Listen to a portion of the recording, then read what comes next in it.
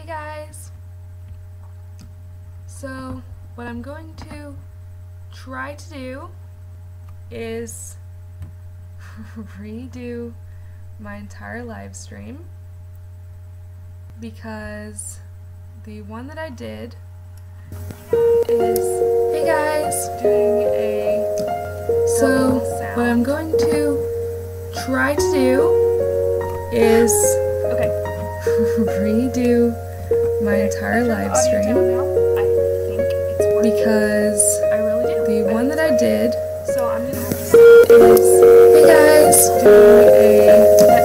so what I'm going to try to do is redo my entire live stream because the one that I did so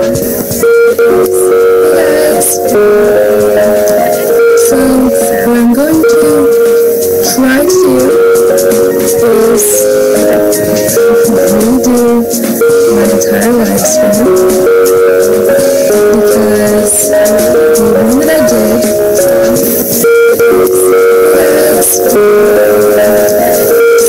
what I'm going to try to do is, hey guys, welcome to my first live stream ish. This is my 5th try. Hey guys, welcome to my first live stream. And now it's copying me ish.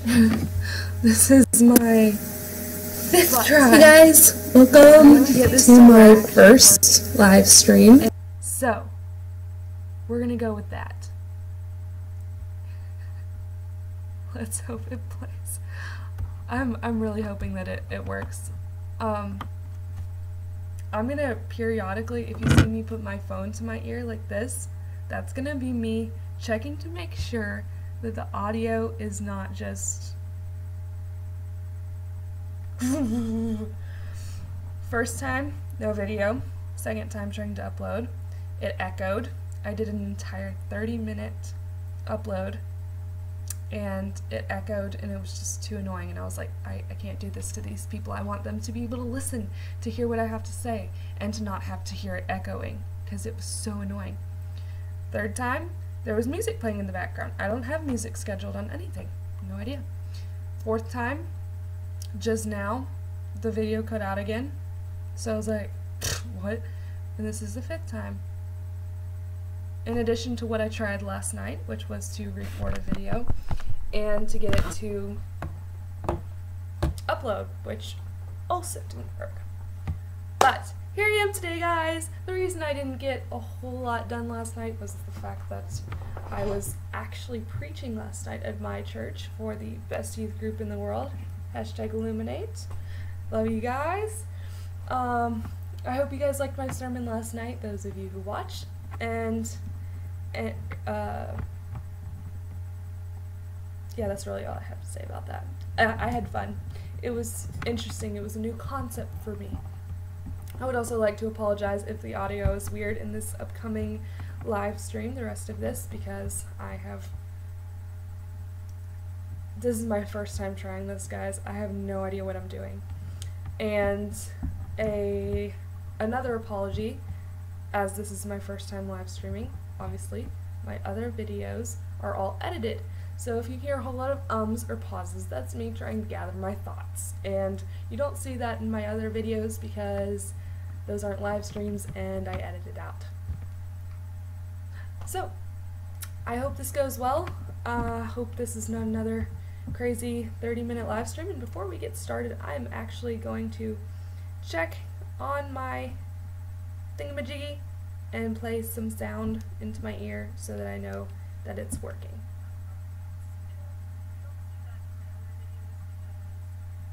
Yeah, the audio sounds fine. I'm happy. Let's get started with this then.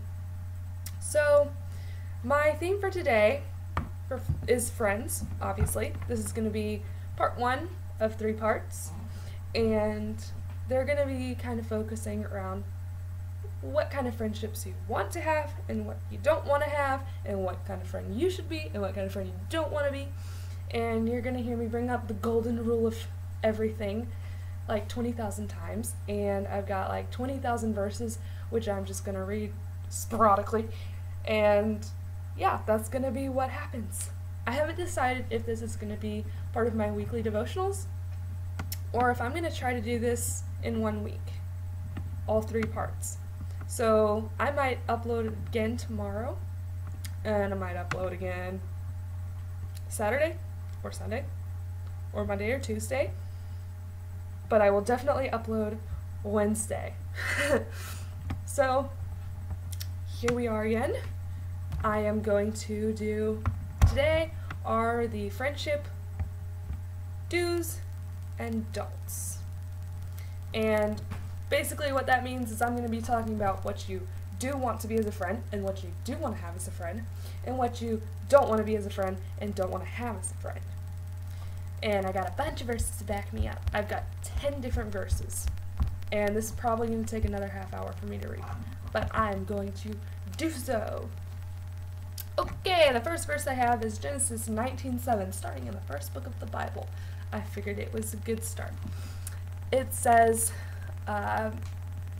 Genesis 19:7 says, "No, my friends, don't do this wicked thing." And basically what I take that to mean is this person is saying, no, don't do this wicked thing. Yeah, that one's pretty straightforward. So, what I'm going to say for this one, don't be the friend that does the wicked thing. Don't have a bunch of friends that have the wicked thing going on with them that they're doing. Do be the friend that says, no, my friends, don't do this wicked thing. Do have a friend that says, no, don't do this thing. It's wicked. Pretty straightforward. I think it's a good start to this live stream here. My second one is Exodus 33:11. It says, "The Lord would speak to Moses face to face as one speaks to a friend." So in this one, I'm thinking it means, as far as where I'm going with this, I'm taking it to mean that God speaks to you the way He wants you to speak to Him. Now, when we talk to God, we don't hear an actual voice, per se, but we do hear a kind of like a, at least when I hear God, I hear kind of a murmur in my head, you know, like it's just a thought that appears. It's not like an actual audible voice, is what I'm saying, basically. So, as a friend to God, and as God is your friend, you want to be a friend to God, and you want Him to be a friend to you. And in this friendship, you want to speak to Him as He speaks to you, and as you speak to your friends. How you speak to your friend would be probably like, hey, this cool thing happened to me today. And your friend will hopefully be like, oh, that's so awesome, I'm so happy for you. And you'll be like, yeah, thanks. Did anything go good with you today? And so you'll kind of want to talk to God like this. Obviously, you probably won't hear Him respond, but you want to be something like this. Hey, God, this really awesome thing happened to me today, and I know you're super excited for me because you get excited when we get excited. So I know you're excited for me. I hope that my friends are doing good. You know, just, it makes God's day, I think, when you say stuff like that. So you want to talk to Him like you would talk to a friend, except more of a one-sided-ish conversation, if you know what I mean. Third verse, Deuteronomy 13:6. If your very own brother or your son or your daughter or the wife you love or even your closest friend secretly entices you, saying, let us go and worship other gods, in parentheses, gods that neither you nor your ancestors have known, in parentheses, do not listen to them. So, don't be the friend that worships other gods or idols. Don't have friends that worship other gods or other idols. Do be the friend that worships the right God and tells you, hey, you shouldn't listen you shouldn't be doing this, you know?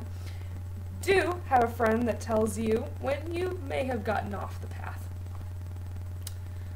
I think I switched the sides on that one. I'm sorry. The camera flips everything, and I don't know which side I'm on. Whoa. But anyways, so that was that one.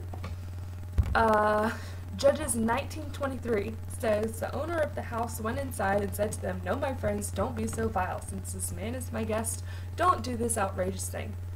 Basically, what I'm taking this to mean is this guy was like talking to his friends, and they were trying to do something really dumb and probably was going to get them in a lot of trouble. And this guy was like, "No, I have a friend. I'm trying to get him to trust me. I'm trying to get him to not think I'm a terrible person." And so he goes, "Hey, guys, please stop. You're ruining my reputation. You're ruining your reputation if you do this. And this guy is my guest, this friend. You don't want to do this. It's just a lose situation. So do be the friend that tells your friends when they're doing something that's really stupid. No, that's the only one I got for that. Don't be the friend that is doing the stupid thing." There you go. 2 Samuel 16:17. Absalom said to Hushai, I don't know how to pronounce that. I apologize. Hushai. If anybody knows how to correct me, you can comment below. He said, saying, "So this is the love you didn't show your friend? If he's your friend, why didn't you go with him?" So this one kind of reminds me of the whole Ruth and Naomi thing, where you go, I go, where you stay, I'll stay, you know, who you love, I will follow you. So that was true friendship. True friendship is following your friends and helping them out when they're in trouble. And Absalom is basically telling this to Hushai. I'm just going to call him Hush. So Absalom is telling Hush, like, what the heck are you doing? You're letting your friend who's in need just go, and you're not trying to go with them? What is wrong with you? And I'm not going to get into the whole conversation of what Hush said and what Absalom said in return, etc., etc., etc. But you want to show your friend love, and you want to show them that you care and that you will be with them.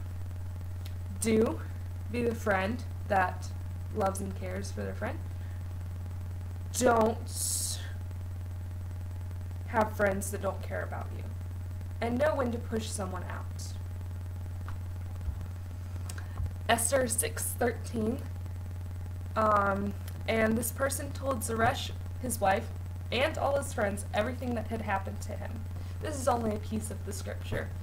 But this person is opening his heart. He's breaking down his walls. He's letting all of the people close to him know what has happened, and so that they can know how to help him, and so that they can figure out, you know, a best course of action and be there for moral support. And so you do want to be the friend that gives moral support and that trusts others. You don't want to be the friend that doesn't trust, doesn't let you know what's going on. You also don't want to have a friend that doesn't let you know what's going on. And especially not one that doesn't let you know what's going on, but lets other people know what's going on. And you're like, "Hey, I thought I was your friend, and you told all of these people, and I had no idea, and this seems important." And then you get your feelings hurt and such, and that's no fun at all. Job 6:14 says, "Anyone who withholds kindness from a friend forsakes the fear of the Lord Almighty." And before I mention what I think about that one, I'm going to read the next one, which is not even 10 verses ahead of that. It says, "On behalf of a man, he pleads with God as one pleads for a friend." So these two kind of mesh together. They're both from Job. And it's talking about how if you are not kind, and if you don't trust each other, there's no friendship at all. You have to be kind to your friends, and you have to trust your friends, and your friends have to be kind to you and trust you, or there's no friendship at all. I think that pretty much speaks for itself. I don't think I have to even do a do and don't, like, just be a friend that trusts, don't have friends that don't trust you, be a friend that's kind, don't have friends that aren't kind to you. That's really simple.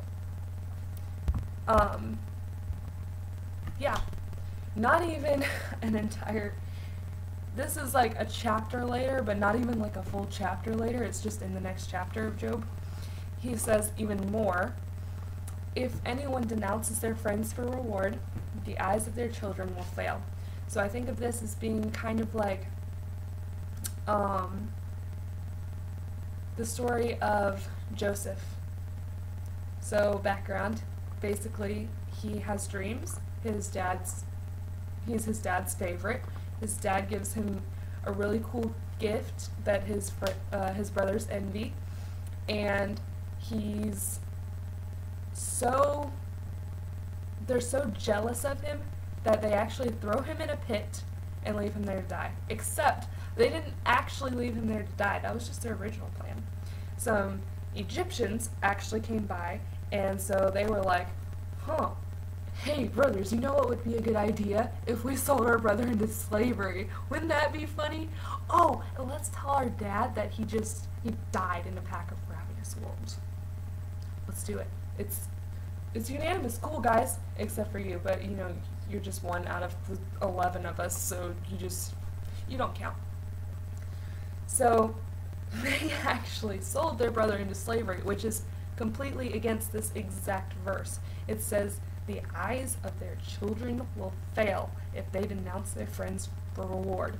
It wasn't even a friend, it was their brother. It was even more. Like, it should have meant more to them. So they literally sold their brother into slavery. So they're denouncing their brother for a reward. Same thing. So I kind of wonder if their children had really bad eyesight. I really want to know this. It's on my list of questions to ask God when I get to heaven, or if he would just appear out of nowhere and said, hey, we're going to talk right now. You've got 10 minutes. I give you. And you can ask me whatever questions you want. That is on my list. I want to know if Joseph's brothers' kids had bad eyesight. Anyways, moving on to Proverbs 12:26. The righteous choose their friends carefully, but the way of the wicked leads them astray. This one I also feel is fairly straightforward.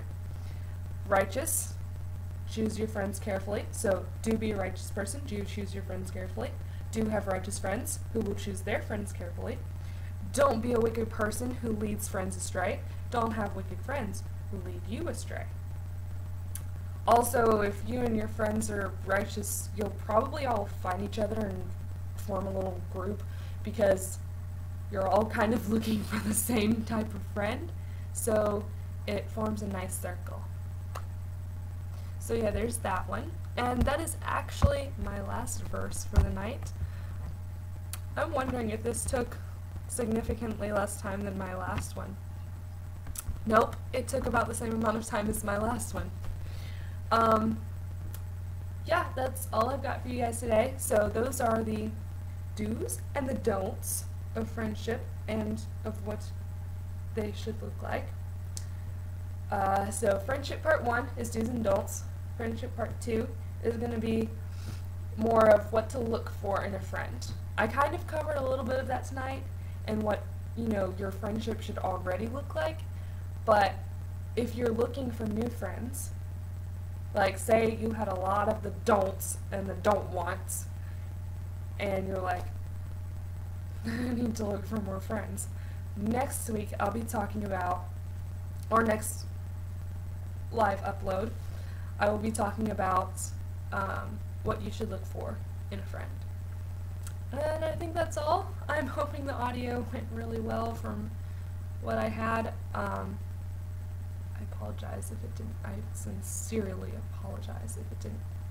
Always check out our other social media. I do not run any of the other social media. I am solely YouTube. We have one person for each social media. So we're seeing how that works. We have a blog. We have t-shirts and hoodies that need to be sold. We have to get 18 of each sold. 20 if you get a hoodie. We have to sell 20 hoodies to get them to even print it all. So, and we got like 2 weeks to get those out. So we'll probably re-upload it again if we don't get anybody interested, because we're still in the beginning of this. But anyways, I think that's all I've got for right now. Everything is in the description, and I hope you guys have a great week, and see you next time I upload. Bye guys!